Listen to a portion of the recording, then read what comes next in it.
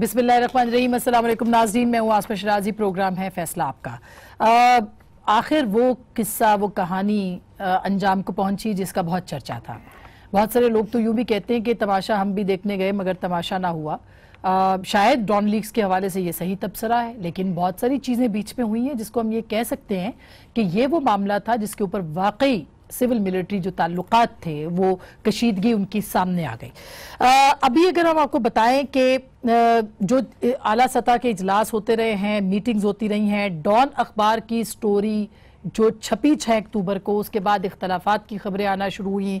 फिर उसके बाद साबिक आर्मी चीफ जो थे उस वक्त के राहिल शरीफ साहब और वजीर आजम नवाज शरीफ की मुलाकात हुई और आर्मी चीफ की जो खबर की इशाअत पर उन्होंने शदीद तशवीश का इजहार किया। तो ये असल में राहिल शरीफ साहब की लेगेसी थी जो कि आज इख्तिताम को पहुंची है। अब इसके अंदर बहुत सारे मोड़ आते गए। 11 अक्टूबर को सिरिल अल-मैदा जो कि बहुत ही एक जबरदस्त किस्म के लिखारी हैं, डॉन अखबार के लिए लिखते हैं, उनका नाम ECL पे डाल दिया गया। 13 अक्टूबर को चौधरी निसार अली खान की अहम प्रेस कॉन्फ्रेंस हुई। झूठी खबर को दुश्मन का बयानिया करार दिया जनाब चौधरी निसार अली खान साहब ने, जो कि एक बहुत ही अहम स्टेटमेंट था। उसके बाद उन्होंने अपने 14 अक्टूबर को कोर कमांडर्स कॉन्फ्रेंस उस पर इसके सिक्योरिटी ब्रीच इसको करार दिया। फिर 14 अक्टूबर को उसी दिन वजारत दाखिला ने सिरिल का नाम जो है वो ECL पे डाल दिया। 28 अक्टूबर को चौधरी निसार, शहबाज शरीफ और इसहाक डार की आर्मी चीफ की रिहाइशगाह पर मुलाकात हुई। 29 अक्टूबर को पहली कुर्बानी दी गई परवेज रशीद साहब की और उनको वजीर इत्तलात और नशरियात के ओहदे से हटा दिया गया। और ये अभी तक ये चल रहा है, ये इन्वेस्टिगेशन अभी शुरू नहीं हुई है जब उनको हटा दिया गया। 6 नवंबर को डॉन लीक्स की जो तहकीकात थी उसकी 7 रुकनी कमेटी का ऐलान हुआ जिसमें ब्यूरोक्रेट्स के अलावा खुफिया इदारों के एहलकार भी शामिल थे। इस तरह से इनकी मीटिंग्स होती रही। फिर एक दरमियान में चौधरी निसार के दरमियान में और DG ISPR के 16 मार्च को कुछ थोड़ा सा इख्तलाफ आया जिसमें कि उन्होंने कहा कि ताखीर की बुनियादी वजह जो है मेंबरान में इख्तलाफ राय है, जिसपे DG ISPR ने कहा इस बयान की तरदीद की। और फिर उसके बाद वजीर दाखिला का बयान आया और इस तरह ये जो कंट्रोवर्सी थी, सिविल मिलिट्री ताल्लुकात थे, ये खराब होते चले गए। यहां तक कि इस नहज पे पहुंच गए कि चौधरी निसार अली खान की और वजीर आजम की एक दिन में गुज़िश्ता 8 दिनों के अंदर 2-2 मुलाकातें भी हुई हैं। फिर फाइनली जो हमें जराए बताते हैं कि प्राइम मिनिस्टर की तरफ से कुछ इस किस्म के मैसेजेस गए कि अब अगर बात होगी तो फिर 2 टोक बात होगी, दरमियान के लोगों के साथ बात नहीं होगी। जिसके बाद प्राइम मिनिस्टर और आर्मी चीफ की आज सवेरे मुलाकात हुई और उसके बाद और फिर बीच में ट्वीट स्टोरी भी आई जिसमें रिजेक्टेड कर दिया और पाकिस्तान का दुनिया भर के अंदर अफसाना बना के चीफ एग्जीक्यूटिव के अहकामात को 20वें 21वें ग्रेड के जो ऑफिसर थे फौज के, उन्होंने, ये जनरल साहब थे, उन्होंने रिजेक्ट कर दिया। सो इसके ऊपर आज वो ट्वीट वापस भी आया। आज यानी 10 मई को ISPR जो है उन्होंने प्रेस रिलीज में कहा कि 29 अप्रैल को जो शाया हुआ था ट्वीट, उसका अहदाफ या हदफ हुकूमती इदारा या शख्स नहीं था, बल्कि प्रेस रिलीज में यह कहा गया कि डॉन लीक्स की तहकीकाती रिपोर्ट के मुताबिक जो पैरा 18 है उसमें जो सिफारिशात थी उन पर वजीर आजम की जो अहकामात हैं उसकी मंजूरी के बाद उन पर अमल दरामद हो गया है और फौज का कहना है कि इस अमल दरामद के नतीजे में डॉन लीक्स का मामला हल हो गया है। प्रेस कॉन्फ्रेंस भी की है DG ISPR ने, आसिफ गफूर साहब ने। उन्होंने जो रिग्रेट्स उनके थे या उन्होंने जो पछतावा जाहिर किया है कुछ इस तरह से बयान किया, जरा सुनिएगा।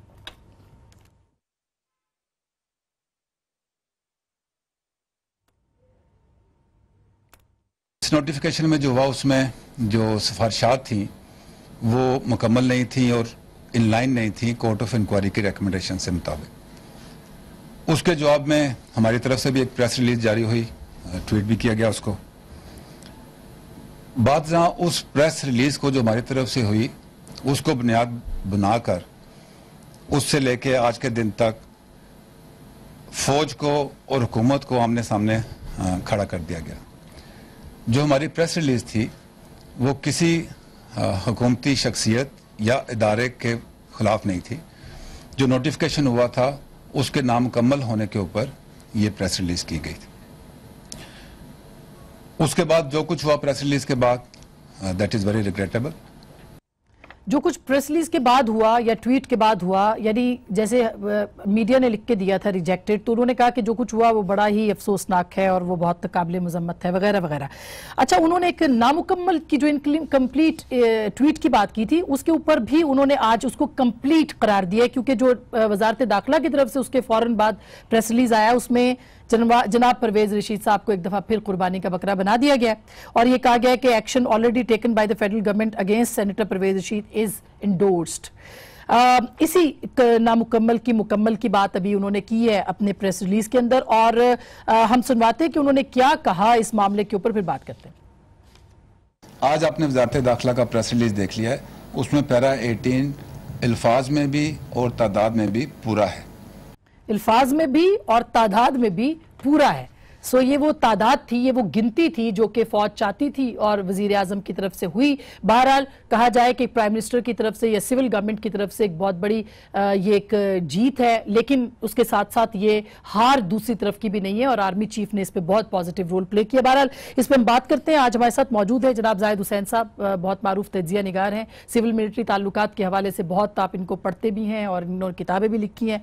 बहुत शुक्रिया। हमारे साथ जनाब सलीम बुखारी साहब, अगेन बहुत मारूफ तज्जिया निगार हैं, बहुत सारे अखबारों के एडिटर रहे हैं, हमारे बहुत मोहतरम है सर, बहुत बहुत शुक्रिया आपकी तशरीफ आवरी का। जनाब मजहर अब्बास साहब थोड़ी देर में मुझे ज्वाइन करेंगे, बल्कि ज्वाइन कर चुके हैं कराची से, और उनसे भी बात करेंगे। हमें थोड़ी देर के बाद एतजाज एहसन साहब भी ज्वाइन करेंगे। मैं सबसे पहले जाहिद साहब आपकी तरफ आना चाह रही हूँ कि ये जो हुआ इसमें आप किसको फतह याब और किसको शिकस्त याफ्ता करार देंगे? देखिए, मैं ना किसी की फतह हुई है ना कहीं शिकस्त हुई है। अच्छा हुआ ये मसला हल हो गया, लेकिन सबसे जो अजीब बात नज़र आती है कि एक जो नॉन इशू तकरीबन था उसको इतना बड़ा बढ़ा चढ़ा के जो है आपने 6 महीने तक जो है एक लिहाज से जो है सिविल एंड मिलिट्री की कन्फ्रंटेशन का एक जरिया बन के आई। बात यह है कि ये पहली बात ये थी कि ये इसको कभी इस हद तक आना ही नहीं चाहिए थी इस सूरत हाल को, और एक मजाक बन गया था। इंटरनेशनली भी बात हो रही थी और नेशनली भी एक जो चीज़ आ रही थी कि एक तो वाज़े तौर पर जिसकी हम डिनाई करते रहे, जिसमें ये पहले पूरी बुनियाद जो बनाई गई थी डॉन लीग्स की, वो ये थी कि सिविल एंड मिलिट्री के ताल्लुकात को जो है वो को तनाज़ा बनाया था। लेकिन अब ये 6 महीने में जो कुछ हुआ उससे तो और वो चीज़ जो है वो बढ़ी है। मैं समझता हूँ कि ये मामला जो है उसको 2 दिन से ज़्यादा नहीं चलना चाहिए था। अगर कोई मसला था, कोई ये चीज़ थी कि अगर किसी को ये था कि अगर इसके कुछ इन्फॉर्मेशन जो है लीक हुई मीटिंग की, तो उसको एक एडमिनिस्ट्रेटिवली डील करना चाहिए था, जहां हर चीज़ होती है। एक तो ये बात हुई। दूसरी बात ये कि तजादात कितने थे। जब आप पहला जो बयान आता है गवर्नमेंट की तरफ से और आर्मी की तरफ से भी, वो ये था कि वो खबर जो है वो सही नहीं है। जब आप ये कहते हैं तो फिर ये बात जो है कि नेशनल सिक्योरिटी कहाँ पे जो ब्रीच हुई, पूरा मसला जो अगर नेशनल सिक्योरिटी की ब्रीच पे लगाया गया तो उसकी वजह से एक पूरी एक फिजा बन गई, और खुद आर्मी के अंदर भी एक ऐसी फिजा बन गई जिसमें यह है कि रैंक्स एंड फाइल में ये बात आनी शुरू की, हाँ ये तो बहुत बड़ी कोई खौफनाक सी चीज बन के आई है।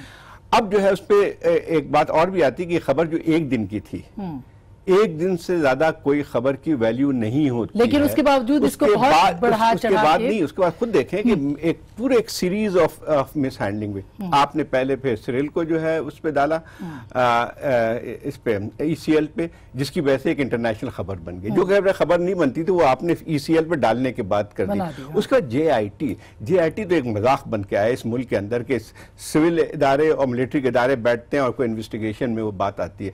मेरे ख्याल इस चीज को खत्म होना चाहिए। अब थोड़ी सी संजीदगी से बात होनी चाहिए कि अगर हर मसले पे एक इतना बड़ा तनाजा खड़ा हो जाए तो खुद बताइए कि इस मुल्क के अंदर जो इतने सारे और मसाइल हैं वो तो पीछे रह जाती हैं, और ये सारा 6 महीने से ये बात कर रहा था कि जो है वो इशू। अच्छा, लेकिन सलीम बुखारी साहब, जो चौधरी निसार साहब ने कहा कि जी ये तो दुश्मन का बयानिया है जो खबर छपी है, तो फिर ये मतलब चौधरी निसार साहब आज उनकी पोजीशन क्या है आपके नजदीक, और आपके नजदीक कौन फतह याब है और किसको शिकस्त हुई है?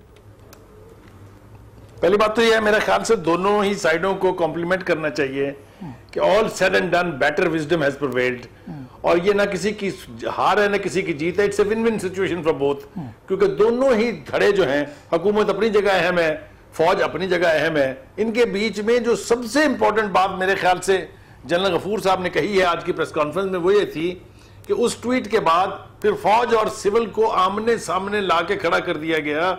असल बात ये पता चलनी चाहिए कि वो कौन कौन से एलिमेंट हैं जो फौज और सिविल में तसादम चाहते थे। मेरे ख्याल से ये डॉन लीक्स का पता लगने से भी ज्यादा बड़ी बात है कि उन लोगों को, उन अफराद को, उन अनासर को एक्सपोज किया जाए जो फौज और सिविल को लड़ाना चाहते हैं। एक बात तो ये है। दूसरी बात यह है कि इतना लंबा खिंच गया ये मामला, उसके ऊपर जेआईटी बन गई, जेआईटी ने इन्वेस्टिगेट किया, उसके बाद आज हमारे सामने निकला कुछ भी नहीं इसमें। मीनिंग देयर बाई कि जो प्राइम मिनिस्टर की तरफ से नोटिफिकेशन या एग्जीक्यूटिव ऑर्डर जारी किया गया था उसमें ये तमाम बातें थी जिनको आज रिप्रोड्यूस करके कहा गया कि हमारी आपस में अंडरस्टैंडिंग हो गई है। यानी उस नोटिफिकेशन सिवाय परवेज रशीद साहब वाले जो प्रेस रिलीज है, सिवाय परवेज रशीद साहब का वो आ जाए, मतलब सारे फैसले एंडोर्स कर दिए गए हैं। दूसरी बात एक अहम यह है कि देखिए सूरत हाल क्या है, मंजरनामा क्या है। हम तो लैंड लॉक होके रह गए हैं, भारत हमें छोड़ने पर आमादा नहीं है, ईरान हमें धमकियां दे रहा है, अफगानिस्तान के साथ जो ताल्लुकात है वो अपनी जगह हैं। एक लैंडलॉर्ड कंट्री के अंदर अगर सिविल और फौज की लड़ाई भी हो रही हो तो हमें तो किसी दुश्मन की बाहर से जरूरत ही नहीं है। सही बात है। तो मैं समझता हूं कि ये आज बहुत ही आसान डेवलपमेंट हुई है। It's a very positive outcome. दोनों ही लायक के तहसीन है, दोनों को ये अप्रिशिएट किया जाना चाहिए। मगर एक शर्त ये जरूरी है कि आज के बाद अब इन छोटी छोटी बातों के ऊपर इस किस्म की महाजराई जो है वो नहीं होनी और चाहिए। बर्बादी का बायस बनेगी। दोनों तरफैन को, सिविल क़यादत को भी और फौजी क़यादत को भी अब ये समझ लेना चाहिए कि वो इश्यूज जो बैठ के तय हो सकते हैं। देखिए अगर ये ट्वीट ना होता, मिनिस्ट्री ऑफ डिफेंस के तहत आर्मी चीफ मुलाकात की ख्वाहिश कर लेते प्राइम मिनिस्टर से तो ये मामला किसी और तरह से तय होता, या सेक्रेटरी ऑफ डिफेंस को मीडिएट करने के लिए कहा जाता, मामले की नौयत कुछ और होती। जिस तरह ट्वीट के जरिए मामला मीडिया पर छोड़ दिया गया, फिर उसके बाद क्या हुआ वो आपके सामने है। अच्छा, बिल्कुल ये बिल्कुल I totally agree with you sir, और ये बिल्कुल बड़ा इंपॉर्टेंट है। लेकिन मज़हर साहब आप ये समझते हैं, क्योंकि बुखारी साहब का भी और जाहिद हुसैन साहब का भी इत्तेफाक है कि नॉन इशू को इशू बनाया गया और उसके बाद सिविल मिलिट्री ताल्लुकात के अंदर ये दरारें डाली गई।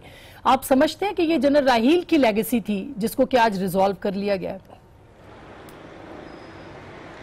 देखिए नहीं, ये तो खैर मेरा ख्याल है बहुत ज़्यादा होगा कहना। असल चीज़ देखिए क्या है आसमा, और जाहिद भी यहाँ मौजूद हैं, सलीम बुखारी साहब भी मौजूद हैं। देखिए जब मीडिया पर पाबंदी थी तो उस वक्त लिखने का मज़ा कुछ और होता था, क्योंकि आप जब वर्ड्स के सिलेक्शन में बहुत एहतियात किया करते थे, आपको पता होता था कि कौन से अल्फाज जो है वो पकड़ में आ जाएंगे। जब आज़ादी मिली तो हमने बोलते हुए ये एहतियात नहीं बरती कि हमें कौन से अल्फाज जो है जब हम अदा करते हैं उनमें एहतियात करनी चाहिए। मुझे अच्छी तरह याद है, और कहीं एक ज़माने में ये लतीफ़ा भी मशहूर था, जब 50s में कम्युनिस्टों के ख़िलाफ़ क्रैकडाउन हुआ था पाकिस्तान में, तो उस वक्त एक लतीफ़ा मशहूर हुआ था कि एक शख्स को पकड़ लिया गया। उसने कहा मुझे क्यों पकड़ा है? उन्होंने कहा कम्युनिस्टों के ख़िलाफ़ क्रैकडाउन शुरू हो गया है। तो उसने कहा भाई मैं तो एंटी कम्युनिस्ट हूँ।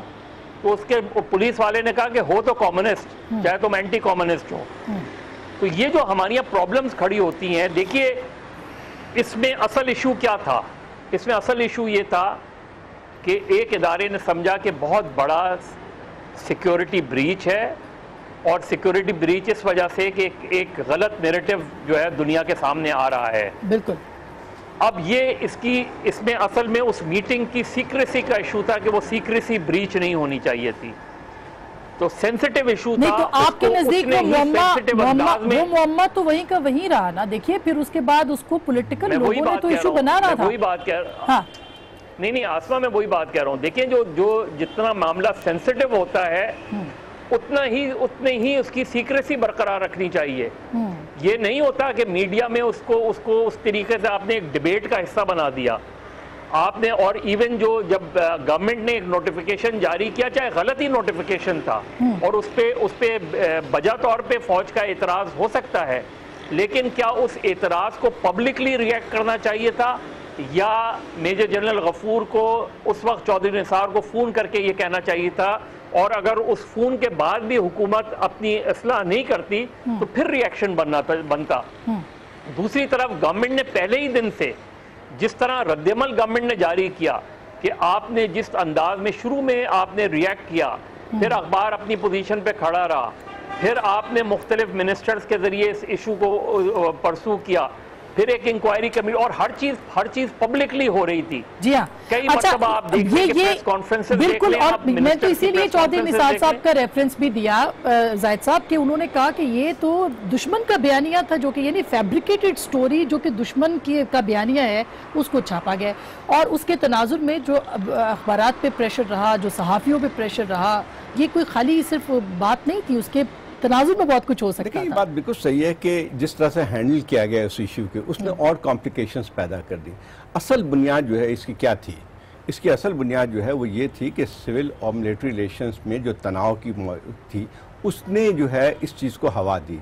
वरना मैं अगर फ़र्ज़ कीजिए कि कोई दूसरे हालात होते हैं, उसको तो उस तनाजुर में अगर आप देखें, जो इस खबर जब छपी तो ऑलरेडी इतनी काफ़ी कशीदगी मौजूद थी सिविल और मिलिट्री रिलेशन पे।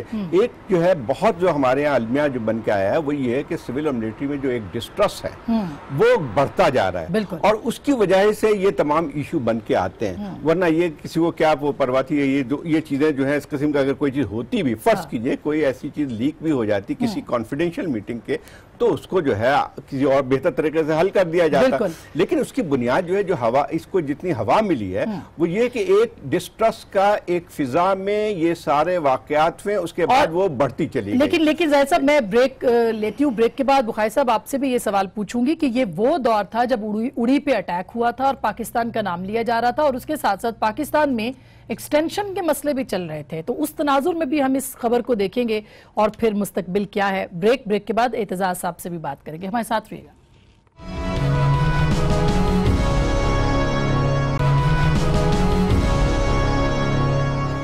वेलकम बैक नाजरीन, एक बार फिर आपको खुशामदीद कहते हैं। हमारे साथ बहुत मोतबर तज्जियाकार हैं और इस वक्त बहुत मोतबर सियासतदान भी हैं। जनाब एतजाज एहसन साहब किसी तारुफ के मोहताज नहीं है, कायदे हिज़्ब इख्तिलाफ सेनेट, उनसे बात करते हैं।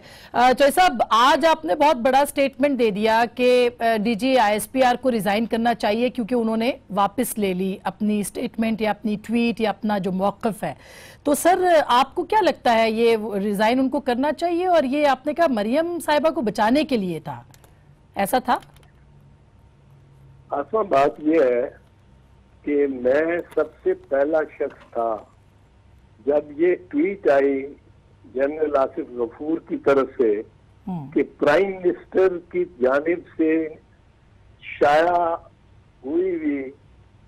जारी हुई नोटिफिकेशन के बारे में एक मेजर जनरल कहे कि it is notification is rejected, is rejected. मुझे तो उसकी बहुत तकलीफ हुई। मैंने तो उस दिन कहा कि ये गलत है, ये किस तरह हो सकता है, ये इनके इसका इख्तियार क्या है मेजर जनरल का प्राइम मिनिस्टर के को ये के जारी करदा नोटिफिकेशन के पे ये कहने का। और उसके बाद मैं बदस्तूर मैंने ये भी बताया कि मेरे खिलाफ भी एक ISPR ने एक चलाई थी मुहिम 2-4 दिन उससे पहले, और बहरहाल मैंने कहा ये मेरे खिलाफ तो चलो कर लिया, पर prime minister of Pakistan, head of chief executive of the country, उसके बारे में मेरे जनरल क्या है कि तुमने जो नोटिफिकेशन दिया दैट इज रिजेक्टेड। आज जिस भी वजह से वो वापस ले रहे हैं अगर, और साथ वो बात करते हैं क्रिकेट की कि क्रिकेट में ये होता है और क्रिकेट में इस तरह होता है, लंबी वो बात कर रहे थे। तो मैंने कहा इट इज क्रिकेट के असूलों के मुताबिक इस्तीफा भी दे देना चाहिए था नोटिफिकेशन वापस लेने से पहले। सही बात है। बाकी मेरा मौक़िफ़ इस सारे मामले पर ये रहा है, और ये तसलसल से कंसिस्टेंटली रहा है। नंबर 1 कि मुझे ये सारा ड्रामा लगता था। Drama sir? 2 ड्रामा कैसे? भाई देखो, 2 चीजें हो सकती है ना, ड्रामे की तरह ही खत्म हो गया। 2 चीजें हो सकती हैं। जी कि सीरियल अल-माइदा ने जो स्टोरी शायद खबर लगाई, कॉलम लिखा, वो या किसी ने उसको फैब्रिकेट करके दिया या वो सच था और किसी ने लीक किया, या फैब्रिकेट हुआ या लीक हुआ। 2 चीजें हैं ना। अब आप इससे हिसाब लगाए, सिरल मैं नहीं समझता खुद फैब्रिकेट करने वाला है, बस जफर अब्बास है, उन्होंने पूरी तसल्ली की होगी, किसी ने फीड किया होगा। ये खबर दुरुस्त थी या गलत थी कि फौज पे सिविलियन इंतजामिया ने इल्जाम लगाया एक मीटिंग में, ये खबर दुरुस्त थी या गलत थी मुझे इसका कोई इल्म नहीं। सही। और अगर दुरुस्त थी तो लीक की गई, अगर दुरुस्त नहीं थी, गलत थी, तो फिर फैब्रिकेट की गई। ठीक। अब ये खबर किसी ने तो दी सिरल को और जफर अब्बास को। अब मैं नहीं समझता हूँ कि वो परवेज रशीद या तारिक फातमी या राव तहसीन हो सकता है। मेरा मानना दुरुस्त बात, बहुत बड़ा ये सवाल है, बहुत बड़ा, बिल्कुल सही हो सकती है। लेकिन आप ये आपके कहने का मकसद ये है कि ये मुअम्मा वही का वही है कि खबर लीक किसने की, मतलब ये बाकी जो है मरियम नवाज शरीफ ने की कराई, उसका लॉज में उसका नाम नहीं मिलेगा। ये मैं मानता हूँ। ये कहते हैं कि फोन कॉल कोई उसकी तरफ से ना सेनल को गई, ना जफर अलमैदा को गई, ना गाउन के किसी को, वो खुद कॉल नहीं करेगी। बीबी मोहतरमा खुद कॉल नहीं करेगी, पर उसकी जानिब से कॉल करने वाले तो बहुत है। तो चौधरी साहब, आप क्या होगा आपके ख्याल में? ये मामला खत्म हो गया है, खान साहब कह रहे हैं कि रिपोर्ट को पब्लिक किया जाए, अगर ये सिक्योरिटी रिस्क है तो इसको आप ऐसे नहीं छोड़ सकते। आप ये कह रहे हैं कि ये रिपोर्ट पब्लिक हो, तो ये आपको क्या लगता है कि मामला खत्म हो गया या ये ड्रामा खत्म हो गया, और इस ड्रामे का फायदा किसको हुआ है? नहीं, ड्रामे का फायदा तो खैर सिविलियन गवर्नमेंट को हुआ है, जिसकी बालादस्ती का मैं दाई हूँ। क्या ये बालादस्ती सिविलियन गवर्नमेंट की, ये मैं दिल से कह रहा हूँ। लेकिन जो ये मामला है, इसमें कम से कम तारिक फातमी, परवेज रशीद और राव तहसीन को ये हक तो है कि उनको पता लगे कि उनके खिलाफ क्या इल्जाम है, और अगर वो चाहें तो वो सारी पब्लिक को पता लगे। पब्लिक में उनकी बदनामी हुई है, उन तीनों की। अब वो गलत हुई है या सही हुई है ये मैं नहीं कह सकता हूँ, पर मेरे ख्याल में गलत हुई है। तारिक फातमी जैसा सजा हुआ आदमी इस तरह का काम करेगा, या राव तहसीन भी एक अब मीडिया को हैंडल करने में काफी एक्सपर्ट हो गया हुआ है। और परवेज रशीद तो बेचारा नरंजा मरंज, जहाँ उसको कुर्बानी जहाँ उसकी देनी हो उसकी कुर्बानी दे लो, आगे से उसने बात भी नहीं करनी। ढूंढे भी इन्होंने ऐसे लोग हैं, और इनको कुछ ना कुछ इनाम और इकराम की ऑफर होंगे खामोश रहने के लिए। पर असल बात ये है कि ये एक वाकया है आसमा, ये एक वाकया है कि, और इसकी शहादत है हमारे पास कि जो प्राइम मिनिस्टर हाउस में बंद कमरों में मीटिंग होती है, बंद कमरों में मीटिंग होती रही है। बिल्कुल। उनको मीडिया सेल, मरियम नवाज शरीफ बीबी का मीडिया सेल सुनता रहा है और मॉनिटर करता रहा। और ये ऑल पार्टीज कॉन्फ्रेंस जो कश्मीर पे हुई, जिसपे सारी पार्टीज थी, और आपको याद होगा जिसमें पीपल्स पार्टी की क़यादत, वफद की क़यादत चेयरमैन बिलावल भुट्टो ने की, और शरी रहमान, कमर कहरा, मैं, हम साथ थे, बाकी पार्टीज थी। वो हम अंदर बंद कमरे में बातें कर रहे थे, और बाहर ट्वीट चल रही, ट्वीट कहते हूँ, ये पट्टियां चल रही थी, मीडिया वाले आप चला रहे थे कि फलां ने ये कहा, फलां ने ये कहा, फलां ने ये कहा।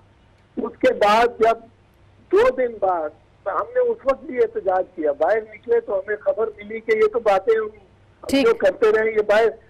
उसके बाद 2 दिन बाद ये प्रोग्राम था टेलीविजन पे, शाह महमूद और मोहम्मद जुबैर जो गवर्नर है इस वक्त, और कमर रवान कहरा, तो शाह महमूद ने शिकवा किया कि ये बातें मीडिया पे चलती रही, बंद कमरे में इजलास था, मुझे ये मेरे बारे में ये कहा गया। तो मोहम्मद जुबैर ने कहा कि आपके बारे में ये कहा गया, आपने ये कहा। उसने कहा मैंने इस तरह नहीं कहा। उसने कहा आपने कहा। शाह महमूद ने पूछा आपको कितना पता? उसने कहा हम तो सुन रहे थे, सारे मीडिया सेल में। अच्छा, ये टेलीविजन पे अगर आप कह रहे हैं कि ये जुबैर साहब ने कहा और उसकी रिकॉर्डिंग भी मौजूद होगी, हम तो वैसे ढूंढ रहे हैं वो हमें मिले, तो ये तो फिर सर बहुत बड़ा केस बनता है, यानी ये कोई छोटा केस नहीं है। तो अपोजिशन अब इसको फॉलो करेगी या बस छोड़ देगी? बाकी तो मामला हल हो गया, मियां बीवी राजी, तकी करेगा काजी, बाकी तो हल हो गया। ये तो आसमा आपने बड़ी एक नई लीक्स वाली बात की जितनी बड़ी बात कर दी है, या आपको शायद इसके अभी एहसास नहीं कितनी बड़ी बात आपने कर दी है। मैं इस पे भी इनके खिलाफ भी जीआईटी बोलनी चाहिए। अच्छा, नहीं मैंने सब वैसे ही कही है, क्योंकि ये मेरा स्टेटमेंट नहीं, ये शेख रशीद का स्टेटमेंट है कि मियां बीवी राजी तक करेगा। मासूमियत में की है। अच्छा, ये मानता हूँ मैं, लेकिन देखे ये मामलात इस तरह खत्म नहीं होते। ठीक, ये कहीं ना कहीं कुछ ना कुछ लोगों पे असर करते रहते हैं। सही, ये अल्टी पल्टी हो गया ना काम। ठीक ठीक। एक जगह वो मेजर जनरल कहता है कि it is unacceptable, it is rejected. हाँ, दूसरी जगह आके वो कहता है कि वो तो सब गलत था, ये था, वो था। हाँ, और वो अब सब ठीक है। और नोटिफिकेशन जो हुई है हाँ, अब इंटीरियर मिनिस्टर, इसमें कोई फर्क नहीं है पहली नोटिफिकेशन से, सिवाय ये कि परवेज रशीद के खिलाफ जो इल्जाम है उसको इंडोर्स किया गया। एग्जैक्टली यही हम कह रहे हैं कि जी हाँ, यही जाहिद हुसैन साहब भी, बुखारी साहब भी और मजहर अब्बास यही बात कर रहे हैं कि वो इंडोर्स हो गया। माशाअल्लाह, बड़ी अच्छी कंपनी में बैठी हुई है। मैं सब सुन रहे हैं आपको, बाय द वे बड़े शौक से सुन रहे हैं आपको। चाहे साहब बहुत बहुत शुक्रिया, आपने टाइम दिया। आई विश के हम ज्यादा तफसीली बात कर सकते, लेकिन पैनल से आपकी बात के ऊपर भी राय लूंगी। एक छोटी सी ब्रेक लेती हूँ, फिर अपने पैनलिस्ट के पास आती हूँ। हमारे साथ रहिएगा। वेलकम बैक नाजरीन, एक दफा फिर आपको खुशामदीद कहते हैं। क्विकली बुखारी साहब, आप सुन रहे थे तजाद साहब को, तो ये मामला अपोजिशन तो डाई डाउन नहीं करने देगी, क्या लग रहा है आपको सर? हाँ, मेरे ख्याल से आसमा इससे ज्यादा बड़ा जुल्म नहीं हो सकता हमारे साथ कि एक इशू जिसको शैटल करने की मुतलका दो फरीकों ने कोशिश की हो, एक तीसरा फरीक, चाहे वो अपोजिशन है चाहे वो मीडिया है, जो भी हो, वो अगर फिर चाह रहा है कि वो मुहाजरा जारी रहनी चाहिए, तो मुझे नहीं समझ में आती कि किसका इंटरेस्ट हम सर्व कर रहे हैं। जो बात आज इन्होंने जाद हसन साहब ने की कि वो मेजर जनरल आसिफ गफूर साहब रिजाइन दें, अब ये एक नई दरफुंतनी है जिसको लेके कल से अल्लाह ने चाहा तो सारे मीडिया के ऊपर, नहीं तो खास तौर से जो चंद चैनल्स हैं उसके ऊपर आप देखिएगा सुबह से शाम तक लाठीचार्ज होगा। मैं आपको एक हवाला देना चाहता हूं, मेरे दोनों सीनियर साथी मेरे साथ बैठे हुए हैं, उनसे मेरी गुजारिश है कि वो इसके ऊपर तबसरा करें। एक एंकर ने कहा, मैं नाम नहीं लेना चाहता लेकिन आप समझ जाएंगे, उनका जो आज की जो प्रेस रिलीज है फौज की तरफ से, उसमें सेटलमेंट का जो लफ्ज है वो उसी सरेंडर के मुताबिक है जिस तरह इंडिया की फोर्सेस के सामने हमने बांग्लादेश में सरेंडर किया था।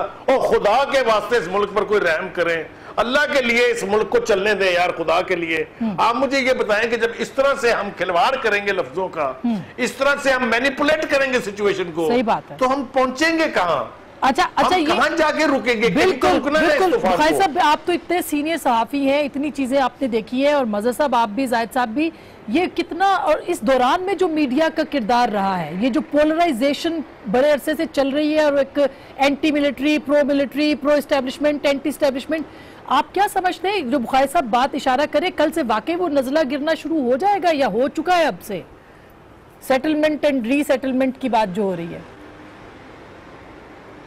मजहर साहब, ये आप जाहिद से पूछ रही हैं? आपसे जाहिद साहब से फिर कंक्लूड कराऊं बात जो बुखारी साहब ने कहा। हाँ, देखिए बुखारी साहब जो बात कह रहे हैं ये बड़ी सीरियस है, अगर ऐसी बात हुई है तो बहुत सीरियस मामला है। प्रॉब्लम मीडिया के साथ हमारे, और ख़ास तौर पे इलेक्ट्रॉनिक मीडिया के साथ ये है कि हम 24/7 के लिए तैयार नहीं थे और 24/7 हम ले आए। अब हमारे पास मटेरियल उतना है, ना उतनी मैन पावर है, ना उतनी टेक्निकल एक्सपर्टीज है, ना अल्फाज का ज़ख़ीरा है, ना हमें ये पता है कि किस वक्त पे कौन से अल्फाज इस्तेमाल होने चाहिए।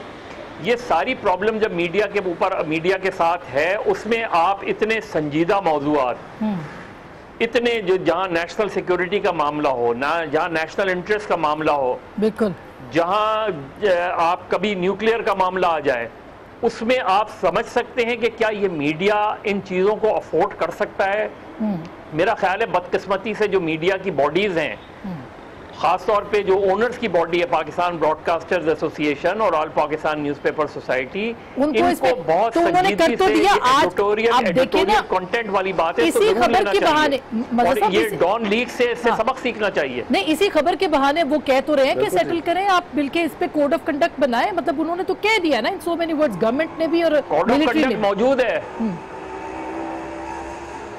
ठीक, कोड ऑफ कंडक्ट मौजूद है, उसके ऊपर अमल दरामद तो कैमरा चीफ भी नहीं करा सकते। अच्छा, कैमरा चीफ की जहां पे ये सूरत हाल हो कि वो प्रेस कॉन्फ्रेंस करे और कहे कि उनको थ्रेट्स आ रही हैं, जो कि एक फैक्ट है, और थ्रेट उन्होंने सुनवाई भी, उस मुल्क में क्या सहाफत और क्या आजादी सहाफत, ये भेड़चाल जो है ये कब तक चलेगी? देखिए, यहाँ पे एक मसला मीडिया का बहुत ज्यादा आ गया है।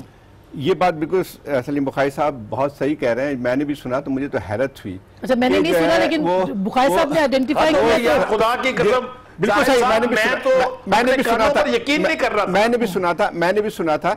मसला ये आता है कि बार इसरार कर रहे हैं, वो ब्रिगेडियर साहब का रिटायर्ड जो उससे बार बार कहलवा रहे हैं कि हाँ, आप ये कहें कि आज का सरेंडर वैसा ही सरेंडर है जो बांग्लादेश में हुआ था। यार खुदा के वास्ते यार, ये बात सुने, यहाँ पे सूरत हाल इतनी खराब हो गई है कि जो है ये यहाँ तक बात होने लगी कि जो है वजीर आजम ने मोदी से कह के अफगानिस्तान को ये भिड़काया ये काम करे। मतलब ये कि अगर ये सूरत हाल टेलीविजन में आ रही है तो और वजीर आजम और आर्मी चीफ के दरमियान मुलाकात है और वर्ड टू वर्ड रिपोर्ट होने की कोशिश कर रहे हैं। दूसरी एक और बात भी, कोई कमीशन नहीं बनते। दूसरी एक और बात भी बिल्कुल सही है, इससे ज्यादा खतरनाक बात नहीं हो सकती है कि मीडिया का एक सेक्शन अगर प्रॉक्सी को भी छोड़े, एक प्रोवोकेटर का काम करना शुरू करे तो इस मुल्क का वही कि आप उसको आर्मी को ये कह रहे हैं कि आपने कंप्रोमाइज कर लिया, आपने सरेंडर कर लिया और आपने गद्दारी कर ली। मसला ये है कि ये किसी दुनिया में किसी जगह आप इजाजत दे सकते हैं कि जो है अगर इस किस्म की जो है वो चलाएं, लेकिन इसकी आड़ जो मीडिया के साथ होगा। सही बात, मैंने भी सुना कि 1971 का डॉक्यूमेंट्स और इसमें इस डॉक्यूमेंट में ममासलत रखते हैं।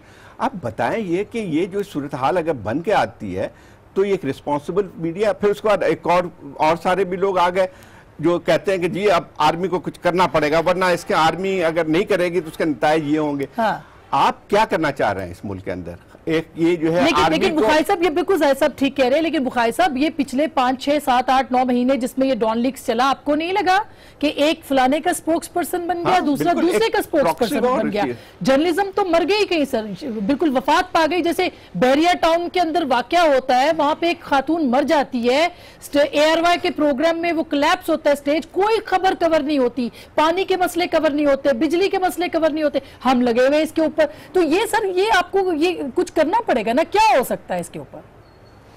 देखिए, इसका एक ही तरीका है असमा, मैं ईमानदारी से अर्ज कर रहा हूं कि जिस कदकाठ के लोग आपके साथ बैठे हुए हैं, अगर हम ये बात करना शुरू करेंगे कि खुदा के वास्ते इस कौम की जान छोड़ दो यार, अल्लाह के वास्ते इश्यूज के ऊपर बात करें, जो हमारा काम है।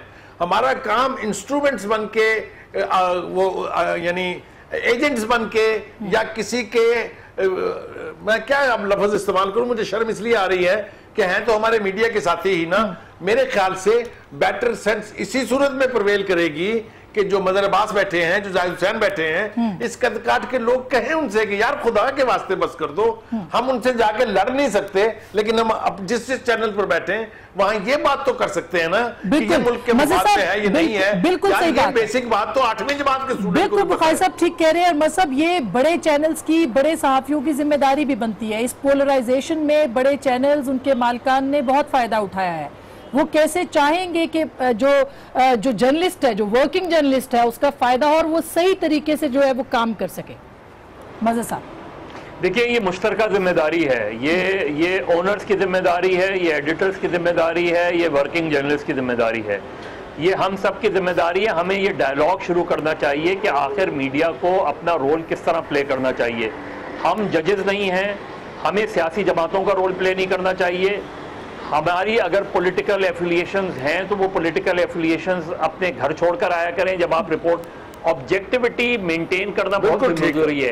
एडिटोरियल कंटेंट का कोई निजाम वाज़ेह करना पड़ेगा, और ये काम कोई बाहर से नहीं करेगा, ये हमें ही करना पड़ेगा। रेगुलेशंस कोई बाहर से नहीं करेगा और हमें करना चाहिए पड़ेगा। और जब तक हमने ये अगर हमने ताखीर की तो इसमें बहुत ज्यादा गड़बड़ हो सकती है। और जिसकी तैयारी हो चुकी है सोशल मीडिया पे पाबंदियों की, बाकी जगहों पे। ये बात सुने, ये जज, ज्यूरी और एग्जीक्यूशनर बन के आ गए हैं। अगर फर्ज कीजिए टीवी चैनल पे ये तकरीरें होती हैं कि फलाना जर्नलिस्ट जो है वो ब्लास्फेमी कर रहा है, फलाना जर्नलिस्ट ने ये काम किया है, और आप जो है फौज को भिड़काते रहते हैं मुस्तकिल कि आप ये काम करें। फौज एक सिविल हुकूमत, एक इलेक्टेड गवर्नमेंट है, और इलेक्टेड गवर्नमेंट का जो है एक, जैसे अभी बात आ रही थी कि जब आप ये ट्वीट करते हैं और जिसको बहुत से लोगों ने सराहा कि बहुत अच्छा काम किया, ट्वीट में क्या थी, आप ये सिर्फ प्राइम मिनिस्टर की बात नहीं आती है बल्कि कमांडर इन चीफ भी इस मुल्क के हैं। बिल्कुल, अगर उनको आप कह रहे हैं कि पब्लिकली रिजेक्टेड का लफ्ज इस्तेमाल करते हैं और बाज मीडिया हाउसेज उसको तालियां बजाते हैं, तो मैं समझता हूं उनको एहतसाब उनका करना पड़ेगा और वो खुद हम ही को करना है, किसी और को ना करना चाहिए, ना हमें करने देना चाहिए।